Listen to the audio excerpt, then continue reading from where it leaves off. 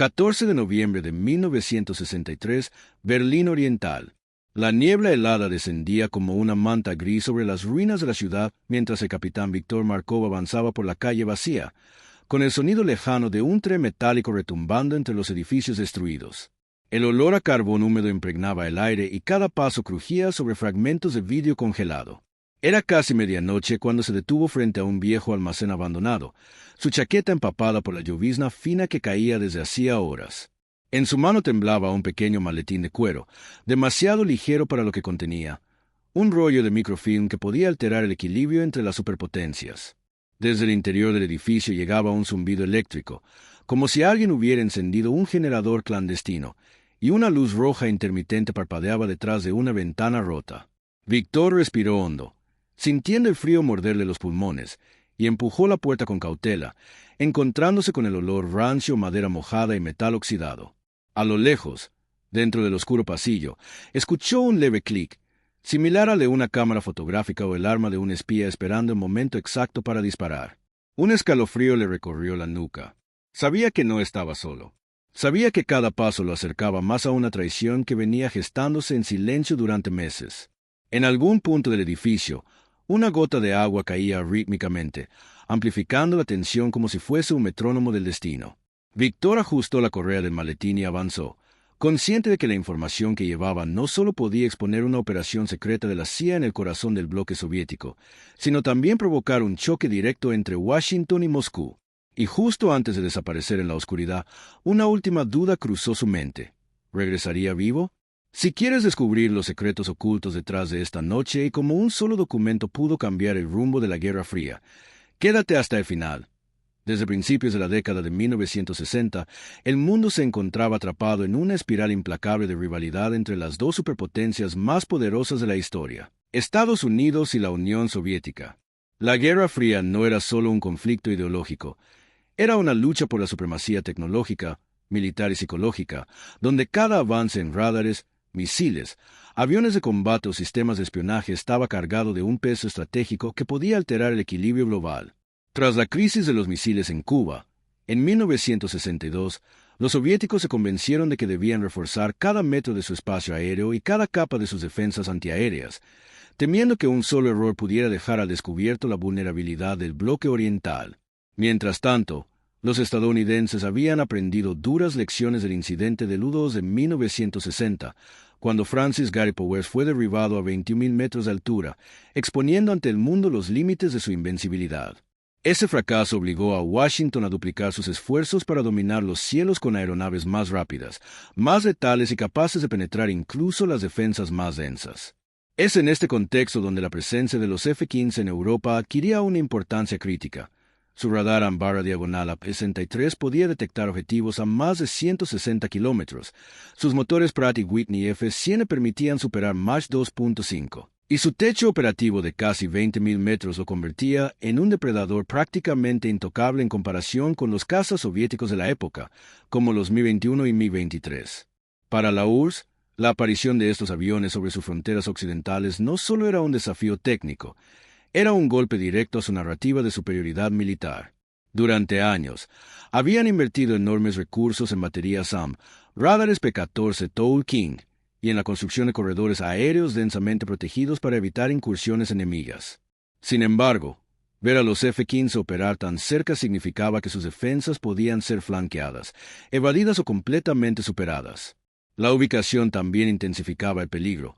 Europa Central, especialmente la zona entre Alemania Oriental y Occidental, era el corredor más disputado del planeta, un tablero donde cualquier movimiento erróneo podía desencadenar una reacción en cadena.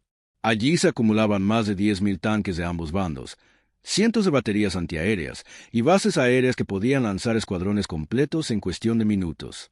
Por eso, cada vuelo estadounidense, por rutinario que pareciera, era interpretado por Moscú como una prueba de límites, una advertencia silenciosa o incluso un ensayo general para un ataque sorpresa. En el pasado, los soviéticos habían logrado interceptar aviones enemigos con sistemas como el S-75 Dvina, responsable de derribar el U-2 y numerosos aviones en Vietnam. Pero el F-15, con su maniobrabilidad extrema y capacidad para mantener superioridad aérea incluso contra varios oponentes, parecía un adversario completamente nuevo. La tensión era tan grande que, dentro de los cuarteles soviéticos, los generales temían que cada aparición de estos cazas pudiera exponer las debilidades de su doctrina aérea y revelar que su capacidad de defensa no era tan sólida como proclamaban. En pocas palabras, la presencia estadounidense en esos cielos no solo representaba un peligro táctico inmediato, sino un recordatorio brutal de que la carrera tecnológica estaba inclinándose peligrosamente a favor de Occidente. Dentro del centro de mando soviético en Kaliningrado, la tensión comenzó con un sonido casi imperceptible, un pitido agudo que se elevó desde la consola del radar P-37 Varlok, seguido por un destello que parpadeó en la pantalla circular como una chispa surgida de la nada. El operador de radar, el joven teniente Anatoly Sokolov, frunció el ceño al ver un eco extraño moviéndose a una velocidad que simplemente no tenía sentido. El blip ascendía a casi 15.000 metros en menos de un minuto y avanzaba hacia el este a más de 2.300 kilómetros por hora. Aquello no coincidía con ningún registro conocido. Los Mi-23 solían rondar velocidades similares, pero jamás con aquel nivel de aceleración, ni con una firma tan estable. Un sudor frío recorrió la espalda del teniente mientras aumentaba el zoom del radar, esperando que la anomalía fuese un error técnico, un reflejo atmosférico o quizás un fallo en la calibración del sistema. Pero no. El eco permanecía sólido, definido y aterradoramente real. Al escuchar el cambio brusco en el tono de las alarmas, el coronel Yuri Barinov se acercó de inmediato, sus botas resonando contra el suelo metálico mientras sus ojos se clavaban en la pantalla. «¿Qué demonios es eso?», murmuró, intentando mantener la calma frente a su equipo. Anatoly tragó saliva antes de responder. «Señor, no debería ser posible. Se mueve demasiado rápido». La sala entera se vio invadida por un silencio tenso, interrumpido solo por el ruido intermitente de los ventiladores y las notas rápidas que los analistas comenzaban a escribir. Otro operador, Irina Volkov, ajustó la frecuencia del radar secundario P-14 Toul King, buscando verificar la señal. En cuestión de segundos, otro destello apareció. Misma velocidad, misma altitud, misma dirección. Ya no había duda. Lo que sea que estuviese penetrando el espacio aéreo soviético lo hacía con una precisión quirúrgica, sin desviarse ni un solo grado. Cuando Irina introdujo los cálculos de velocidad, su rostro se volvió blanco. Mach 2.3, y sigue acelerando. El coronel sintió un nudo en el estómago. Solo un avión conocido podía sostener velocidades tan altas a esa altitud mientras mantenía un perfil estable. El F-15 Eagle estadounidense, un caza diseñado para dominar los cielos sin oposición. Su radar en diagonal APEX-63 podía detectar objetivos a largas distancias y guiar misiles M7 Sparrow y M9 Sidewinder con una precisión mortal. Si los estadounidenses realmente habían enviado uno hacia la frontera, significaba que estaban probando deliberadamente la velocidad de reacción soviética. Aquello no era un vuelo rutinario, era un mensaje. En cuestión de segundos, los teléfonos internos comenzaron a sonar, las luces de alerta se encendieron, y la atmósfera en la sala se volvió más pesada que el aire saturado de olor a metal y electricidad. «¿Tenemos cobertura de misiles lista?», preguntó el coronel, intentando ocultar el temblor en su voz. Un subordinado revisó el panel del sistema S-125 Neva y negó con la cabeza. «A esta velocidad, señor, el tiempo de bloqueo sería insuficiente». El coronel golpeó el borde de la mesa con frustración. La URSS había construido capas y capas de defensa antiaérea, pero lo que aparecía en sus pantallas no se comportaba como un objetivo intruso típico. Parecía casi intangible, como si se deslizara entre las defensas con absoluta libertad. En el pasillo, se escucharon pasos rápidos mientras un mensajero entraba en la sala con un papel urgente proveniente de Moscú. Reportes adicionales desde Bielorrusia indicaban otro blip con velocidad similar, moviéndose en espejo. 2 aviones, no uno. Los murmullos crecieron como una tormenta repentina. Algunos operadores respiraban agitados, otros se mordían los labios, y uno incluso dejó caer su lápiz al escuchar las cifras. Los soviéticos siempre habían confiado en su doctrina: saturar el cielo con radares, misiles e interceptores para asegurarse de que ningún avión occidental entraría sin ser detectado o derribado. Pero esa noche, el enemigo no solo había entrado. Había bailado entre ellos como un fantasma, esquivando cada trampa invisiblemente. Y mientras el blip seguía avanzando, firme, veloz, casi desafiante, una sola pregunta se repetía en la mente de todos. ¿Qué estaban planeando los estadounidenses? ¿Y por qué parecían tan seguros de que nada podía detenerlos? La respuesta táctica soviética comenzó con una explosión de actividad frenética, casi caótica, dentro de la base aérea de Chkalovsk. donde los pilotos de Mi-23 y Mi-25 fueron despertados abruptamente por las sirenas que resonaban como un eco metálico por los pasillos de los dormitorios. En menos de 2 minutos, los corredores se llenaron de oficiales corriendo con los cascos en la mano, mecánicos empujando carros de munición, y técnicos ajustando los sistemas de guía en los misiles R-40 y R-23 con manos temblorosas mientras los motores de los cazas rugían en el exterior, enviando vibraciones que sacudían las ventanas del hangar. El coronel Barinov, que había llegado a la torre de control con el rostro pálido pero la mirada férrea, ordenó el despegue inmediato de un escuadrón doble, 2025 Fosbat, los interceptores más rápidos del arsenal soviético, acompañados por 4 Mi-23ML, encargados de cubrir la altitud media y actuar como barrera secundaria. Sin embargo, desde el primer segundo, todo empezó a salir mal. Cuando los Mi-25 aceleraron por la pista, envueltos en una nube de polvo y fuego, el radar de la base intentó fijar la posición del intruso, pero el blip del F-15 ya no solo se movía a Mach 2.5, sino que había ascendido a más de 18.000 metros, altitud casi inalcanzable para la mayoría de los interceptores soviéticos salvo en condiciones perfectas. El primer piloto, mayor Alexei Vorobyov, reportó por radio con voz tensa mientras su Fosbat ascendía como un proyectil. Control, estoy a 14.000 metros, el objetivo sigue subiendo. Pero antes de que pudiera completar la frase, un chirrido interferente cruzó la comunicación.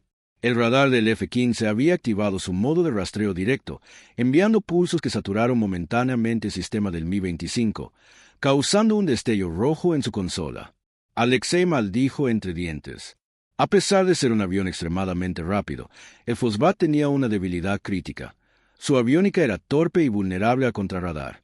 Mientras los pilotos luchaban por mantener estabilidad a velocidades cercanas a Mach 2.7, el F-15 maniobraba con elegancia cruel, disminuyendo apenas su velocidad para mantenerse justo fuera del alcance soviético, como si estuviera jugando con ellos. En tierra, Barinov ordenó activar una batería SAM S-200 Angara, un sistema de largo alcance capaz de destruir objetivos a más de 250 kilómetros. Los operadores introdujeron las coordenadas del intruso, sudando mientras el tembloroso cursor seguía la trayectoria casi perfecta del F-15. La inmensa antena del sistema giró con un zumbido grave y, después de una cuenta regresiva sofocante, el misil se disparó hacia el cielo, dejando un raso de fuego anaranjado que iluminó el horizonte nocturno. Los observadores contuvieron la respiración, pero el F-15 simplemente giró a la izquierda en un ángulo imposible para cualquier caza soviético y descendió unos cientos de metros, lo suficiente para romper el bloqueo de guía. El S-200 perdió el objetivo, cambiando a modo de búsqueda, y en menos de 3 segundos el misil se apagó inútilmente, continuando su vuelo inofensivo hasta caer en silencio en algún lugar del Báltico. Irina, la operadora de radar, apretó el borde de su consola con los nudillos blancos. «No puede ser, no puede ser», murmuraba, incapaz de aceptar que un sistema que había derribado aviones a 40.000 metros en pruebas hubiese fallado tan miserablemente. En un intento desesperado, se activaron también baterías de corto alcance S-125 Neva, pero estas ni siquiera lograron fijar señal. El F-15, con sus contramedidas electrónicas y su baja firma frontal, parecía deslizarse entre las ondas de radar como un fantasma imposible de atrapar. En el aire, los pilotos soviéticos ya estaban al borde del pánico. El segundo Mi-25, pilotado por Sergei Antonov, había alcanzado los 19.200 metros, casi llevando al límite la estructura del avión. Su traje presurizado siseaba mientras luchaba contra la falta de oxígeno. «Veo algo, una sombra», dijo entre jadeos, intentando visualizar al intruso a la distancia. Pero antes de poder acercarse, el F-15 aceleró abruptamente a Mach 2.8, una velocidad que ningún MiG podía mantener sin riesgo extremo. La cabina de Sergei vibró violentamente. Los indicadores de temperatura se dispararon, y el calor comenzó a deformar los bordes de parabrisas. «No puedo seguirlo, me va a destrozar el motor», gritó. Barinov cerró los ojos por un instante, consciente de que forzar un Mi-25 más allá de sus límites podría terminar en una tragedia explosiva. Ordenó la retirada, pero la humillación ya estaba hecha. Cuando los Mi comenzaron a descender, exhaustos y derrotados, el F-15 ni siquiera se marchó de inmediato. Voló en un patrón circular sobre el área durante casi 2 minutos, como si estuviera observando, tomando nota, evaluando cada reacción soviética. Luego, con absoluta tranquilidad, se alejó hacia el oeste, su señal desvaneciéndose poco a poco del radar hasta desaparecer por completo. En la sala de control, nadie habló durante varios segundos. Solo se escuchaba el zumbido tenue de los equipos.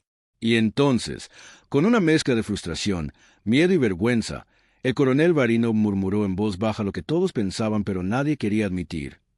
Hoy no solo fallamos. Hoy nos demostraron que estamos a años de distancia. Para el coronel Varinov, aquel blip de radar que había aparecido y desaparecido como un fantasma no representaba solo un avión intruso. Era la prueba devastadora de que toda la estructura defensiva que la Unión Soviética había construido con orgullo durante décadas podía ser atravesada como papel húmedo por la tecnología de su enemigo. La humillación no se limitaba al fracaso táctico. Era un golpe directo al alma de una nación que había basado su identidad en la idea de resistencia indomable, en la creencia férrea de que su ingeniería militar era capaz de competir de igual a igual con la de Occidente. Esa noche, mientras los operadores apagaban los monitores uno por uno y el eco de las alarmas se desvanecía lentamente, la atmósfera en el centro de mando adquirió una densidad emocional insoportable. Nadie hablaba, nadie se atrevía a levantar la cabeza, y varios evitaban deliberadamente cruzar miradas por miedo a que sus compañeros notaran el temblor en sus ojos.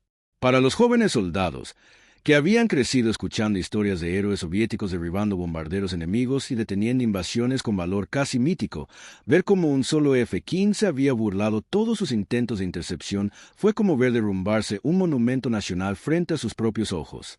Para los oficiales veteranos, en cambio, el impacto era aún más profundo. Significaba que su doctrina militar quizá estaba construida sobre cimientos que el enemigo ya había superado hacía tiempo. En Moscú, los informes comenzaron a circular en las oficinas ocultas del Ministerio de Defensa, y aunque la burocracia intentó suavizar el lenguaje, el mensaje esencial era imposible de maquillar. Estados Unidos había demostrado no solo capacidad de penetración aérea, sino una confianza insultante al realizar un vuelo que parecía más una exhibición que una misión encubierta. Los analistas de inteligencia soviéticos debatieron en salas cerradas si aquel acto era una simple provocación o un ensayo para operaciones más peligrosas. Algunos temían que los F-15 estuvieran probando reacciones para futuros ataques a instalaciones clave. Otros, más pesimistas, creían que Washington estaba enviando un mensaje claro: podemos entrar cuando queramos. La implicación psicológica se extendió más allá del ámbito militar. En una nación donde la propaganda había alimentado durante años la idea de superioridad tecnológica y de una muralla aérea impenetrable, aquel incidente amenazaba con revelar una grieta profunda. Si llegaba a conocerse públicamente, podría erosionar el orgullo nacional, generar dudas sobre el liderazgo soviético e incluso estimular murmuraciones entre los mismos cuadros políticos.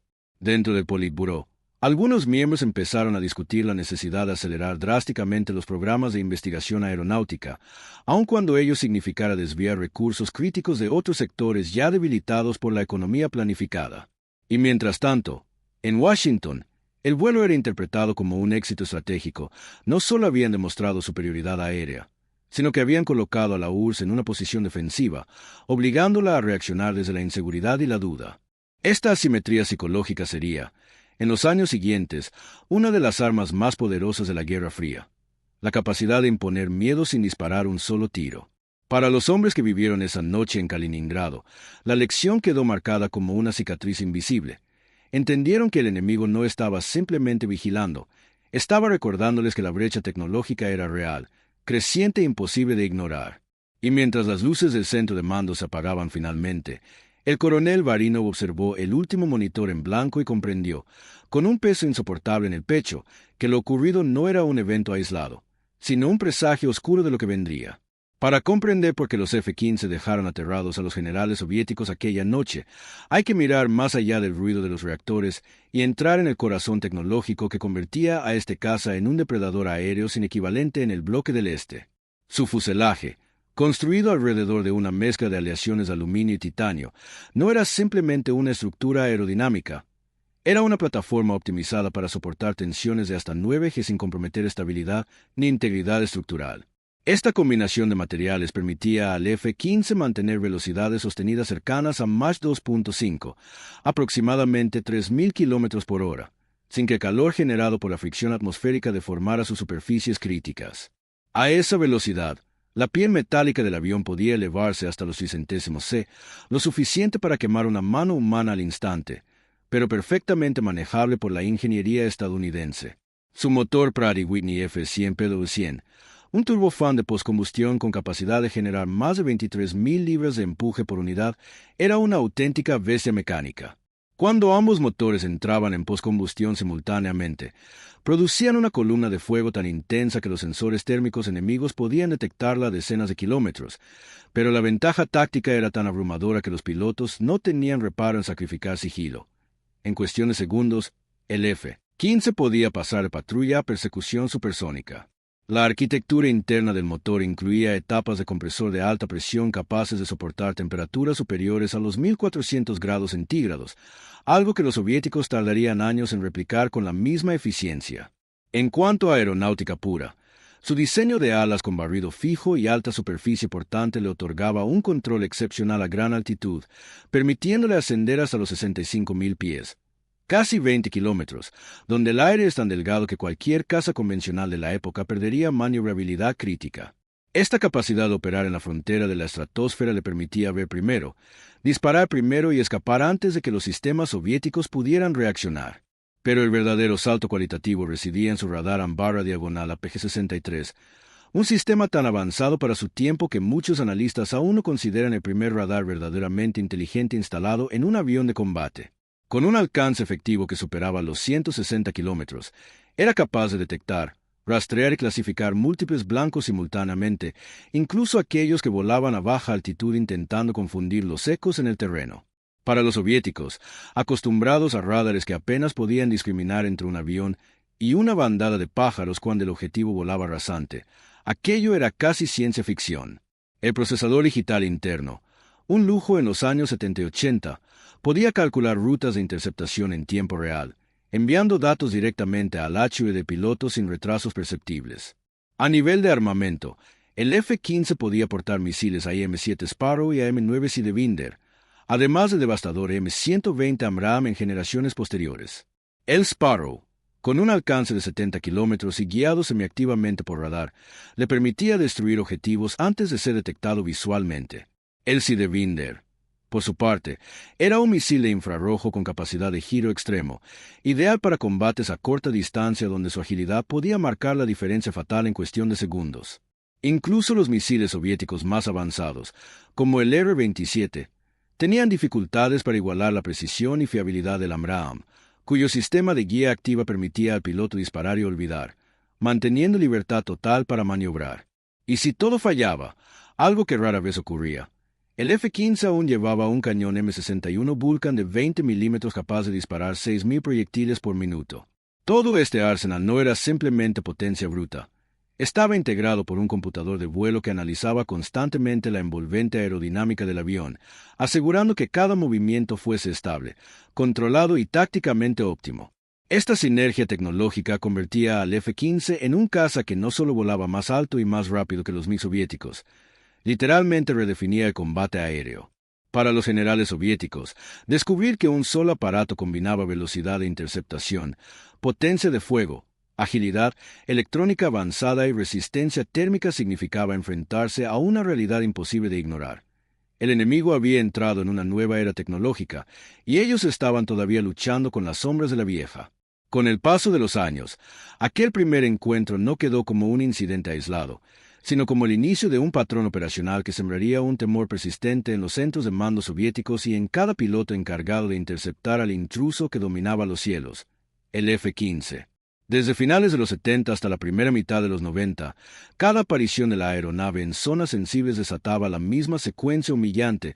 Radares soviéticos detectaban un eco perfectamente nítido. Se declaraba alerta roja. Se ordenaba al escuadrón de reacción rápida despegar con urgencia. Y, como si la historia se empeñara en repetirse, el F-15 ascendía, aceleraba o cambiaba de curso antes de que los MiG asignados siquiera alcanzaran altitud de combate. En la llamada Operación Sentinel, un conjunto de misiones de patrulla sobre los corredores aéreos de Alaska a principios de los 80, se documentaron más de 40 ocasiones en las que los soviéticos enviaron Mi-23 y Mi-25 en persecución, solo para ver cómo el F-15 desaparecía de sus pantallas en cuestión de segundos gracias a su capacidad de trepar a más de 60.000 pies. Lo más doloroso para Moscú no era el resultado táctico, nadie había sido derribado, sino la clara demostración de que sus interceptores no podían ni siquiera entrar al mismo plano de combate. En otra serie de enfrentamientos, conocidos informalmente por los pilotos estadounidenses como The Blizzard Runs, vuelos rutinarios durante tormentas árticas intensas, los F-15 cruzaban rutas de vigilancia sabiendo que los Mi-31 soviéticos tardarían demasiado en encender, calentar y estabilizar sus complejos sistemas antes de despegar. Para cuando los soviéticos lograban ascender, los estadounidenses ya habían completado su misión y estaban de vuelta en bases seguras. Año tras año, estos encuentros reforzaron la idea de que el F-15 no era un simple avión, sino un recordatorio viviente de la supremacía tecnológica occidental. Los informes internos de la Fuerza Aérea Soviética comenzaron a mostrar patrones preocupantes. Pilotos que dudaban, comandantes se retrasaban autorizaciones de despegue para evaluar condiciones, e incluso solicitudes urgentes para revisar doctrinas completas de intercepción. La presión psicológica era tan evidente que en 1986, durante la operación Iron Glacier, los operadores de radar soviéticos reportaron visualizaciones fantasma, ecos inexistentes, simplemente porque esperaban otra incursión del F-15. El miedo había creado su propio eco. Durante el final de la Guerra Fría, este fenómeno se intensificó. En ejercicios secretos cerca del Báltico, cada vez que un F-15 realizaba maniobras de reconocimiento electrónico, los soviéticos desplegaban recursos desproporcionados, hasta 5 interceptores por cada aeronave avistada. Y aún así, el desenlace era idéntico. Por más que intentaran adaptarse, la brecha tecnológica seguía creciendo. Esta repetición, casi ritual, se convirtió en un símbolo silencioso dentro de la OTAN. Cuando aparece un F-15, el enemigo corre. Cuando el enemigo corre, el F-15 asciende. Con los años, los analistas soviéticos reconocieron en documentos desclasificados que estas misiones recurrentes no solo desgastaron sus recursos materiales, sino también la moral de sus pilotos, quienes comprendían que estaban entrando a un combate imposible de ganar.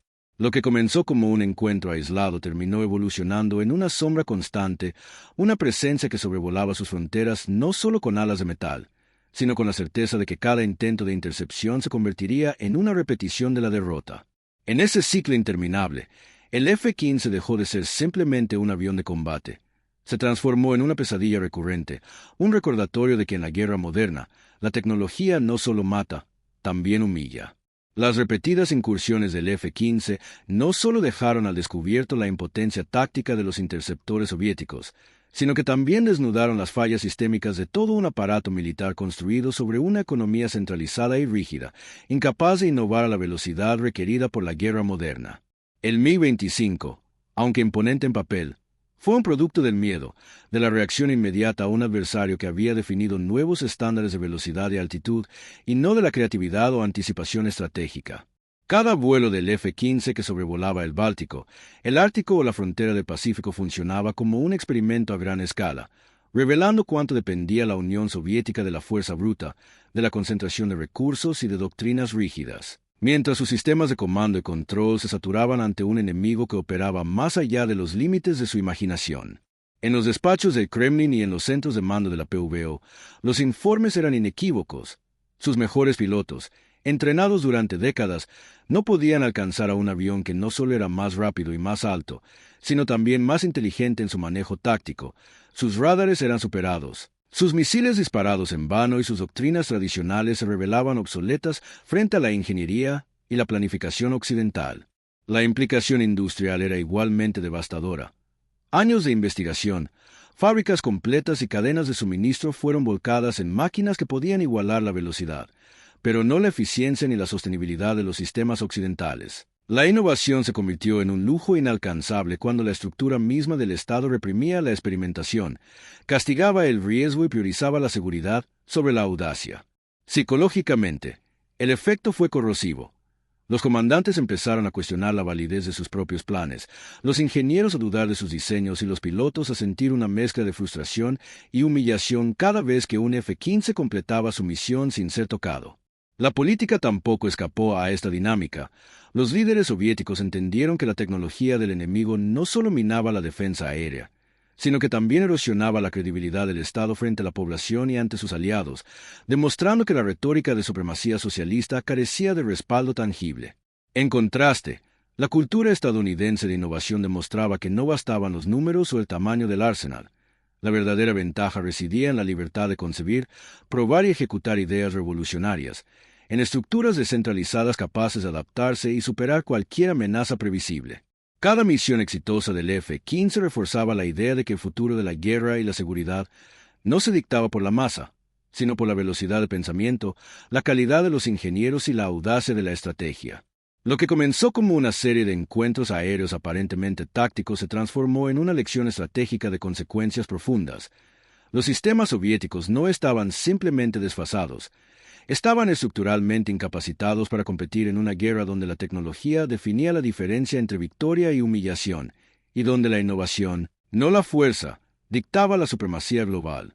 La constatación de estas fallas sistémicas sentó las bases para cambios forzados en doctrina y desarrollo, pero nunca logró cerrar la brecha psicológica creada por un enemigo que podía volar impunemente sobre su territorio, día tras día, misión tras misión, recordándoles que la guerra moderna ya no se ganaba con poderío, sino con ingenio. Al final, la historia de los F-15 y su dominio sobre el espacio aéreo soviético no terminó en un enfrentamiento explosivo ni en un combate glorioso, sino en la silenciosa erosión de un sistema que creía que la fuerza y la planificación centralizada bastaban para garantizar la seguridad y la supremacía. Los generales que una vez confiaron ciegamente en la invulnerabilidad de sus misiles y cazas se vieron impotentes ante un enemigo que operaba más rápido, más alto y más inteligentemente de lo que habían imaginado. La ironía histórica es aplastante. Mientras la Unión Soviética construía fortificaciones, radares y aviones basados en la repetición y el miedo, Estados Unidos desarrollaba máquinas que eran, al mismo tiempo, artefactos de espionaje, símbolos de innovación y demostraciones psicológicas de poder. Un avión, un simple pero extraordinario F-15, podía desafiar todo un sistema militar, revelando sus grietas y vulnerabilidades de manera impecablemente precisa y repetida. Esa superioridad tecnológica no solo se tradujo en misiones exitosas y datos de inteligencia, sino que socavó la confianza interna, sembró dudas entre líderes y operadores, y mostró al mundo que la verdadera ventaja no estaba en los números ni en la fuerza bruta, sino en la libertad de concebir, innovar y ejecutar ideas que superaban las expectativas del enemigo. Con el tiempo, los ecos de esa humillación técnica se reflejaron en la política y la economía. Un país que no podía defender su propio cielo tampoco podía sostener un sistema que prometía bienestar, control y futuro seguro a su población. La caída de la Unión Soviética décadas después puede leerse, en parte, como la consecuencia silenciosa de estos eventos. La lección que los generales nunca pudieron revertir fue que la tecnología y la creatividad pueden romper la ilusión de invencibilidad, y que un solo avance estratégico puede reverberar a lo largo de toda una civilización. El fantasma en el cielo no fue solo un avión, fue un presagio de lo que sucede cuando la rigidez se enfrenta a la innovación, cuando la centralización se encuentra con la audacia, y cuando la ilusión de control se estrella contra la realidad tangible del ingenio humano. Mientras los F-15 surcaban el firmamento soviético, los hombres en los búnkers miraban hacia arriba, conscientes de que no podían tocarlo, ni siquiera entenderlo completamente. Sin embargo, esa imagen quedó grabada en sus memorias como un recordatorio permanente de que la verdadera fuerza de una nación no se mide por sus defensas, sino por su capacidad de crear, adaptarse y adelantarse al futuro. La lección final, profunda y dolorosamente irónica, es que los imperios caen no por la invasión de ejércitos, sino por la demostración silenciosa de que la innovación y la libertad intelectual siempre tienen la última palabra.